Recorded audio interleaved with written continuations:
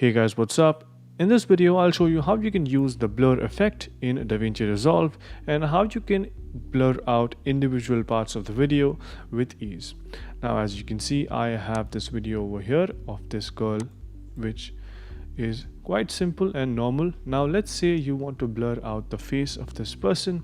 Now I'll give you guys an easy tutorial on how you can do this. So first thing you want to do is go to the color section, which you can do by clicking on this button right here.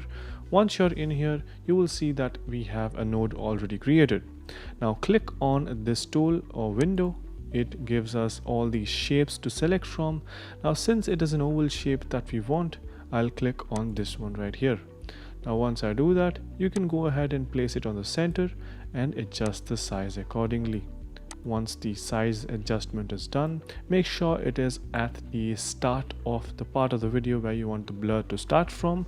Once that is done, you can go ahead and click on this one right here. It's called tracker, and click on this button right here, which will track our video till the end so that the effect is smooth and looks professional.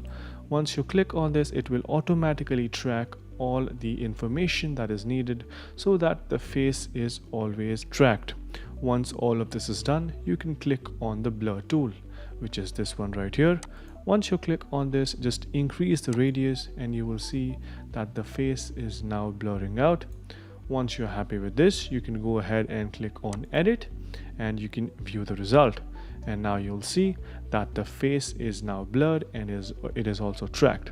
If you want to blur out the entire part of this video, just use the blur effect and increase the radius and the entire video will blur out. You can also use adjustment layers to blur out specific parts of the video without having the need to track them. And yeah, that was pretty much it on how you can easily blur parts of your video in Davinci Resolve. Hope you guys found this video helpful. If you did, make sure you subscribe to the channel, like the video, and also comment down below on what next videos we should make. So yeah, that's pretty much it for this one. Thank you for watching. Bye bye.